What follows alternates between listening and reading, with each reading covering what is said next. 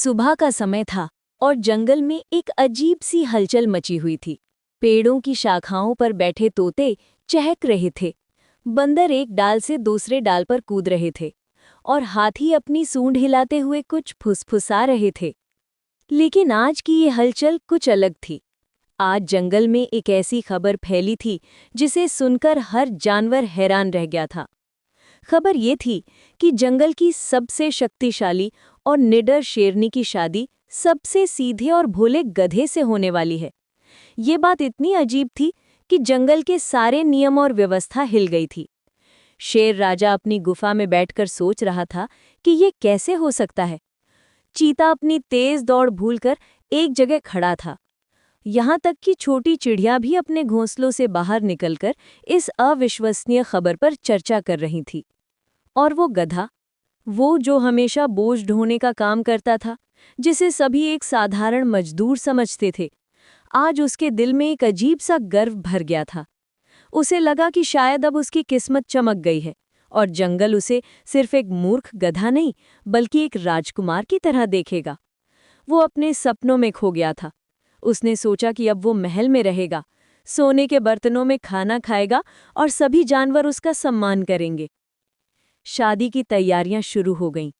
हाथियों ने अपनी मजबूत सूंड से फूलों की मालाएं बनाईं।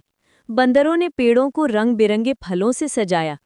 मोरों ने अपने खूबसूरत पंख फैलाकर नृत्य की तैयारी की। तोतों ने मधुर गीत गाने का अभ्यास किया। पूरा जंगल एक विशाल शादी के मंडप में बदल गया था। गधे को सुनहरे कपड़े पहनाए गए, उसके गले में हीरे मोतियों का हार डाला गया। वो अब एक राजा की तरह चल रहा था। उसकी आंखों में एक नया आत्मविश्वास था। शादी का दिन आ गया। सूरज की सुनहरी किरणें जंगल में फैली हुई थीं। चारों तरफ खुशी का माहौल था। ढोल नगाड़े बज रहे थे। गधा और शेरनी एक साथ खड़े थे। ये दृश्य जितना अद्भुत था उतना ही अविश्वसनीय भी था। गधे को लग रहा था कि वो सच में एक राजा बन गया है। उसके चेहरे पर एक अजीब सी चमक थी। शेरनी भी बहुत खूबसूरत लग रही थी। उसके सुनहरे बाल हवा में लहरा रहे थे।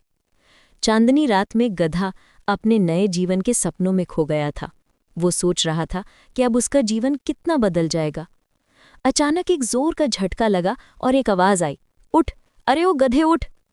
गधे की आंखें खुली। वो अपने पुराने स्थान पर लेटा हुआ था। उसके आसपास वही पुराना माहौल था। कोई शादी नहीं, कोई महल नहीं, कोई सुनहरे कपड़े नहीं। वो सब जो उसने देखा था वो एक लंबा, रंगीन और बहुत ही मजेदार सपना था। गधे को पहले तो थोड़ा दुख हुआ, लेकिन फिर वो मुस्कुराया। उसे समझ आ गया था कि ऊंचे सपने देखना बुरा नहीं है, लेकिन अपनी असलियत को स्वीकार करने में ही असली सुकून है।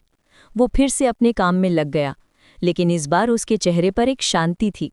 उसने सीखा था कि कल्पना की दुनिया सुंदर हो सकती है, लेकिन जीवन की सच्चाई और सादगी ही हमारी असली पहचान होती है। गधे ने अपनी सरल जिंदगी को अपनाया और खुश रहने का असली मतलब समझ गया। आपको ये कहानी कैसी लगी कमेंट बॉक्स में जरूर लिखना और हाँ, वीडियो को लाइक और चैनल को सब्सक्राइब करना मत भूलना। धन्यवाद।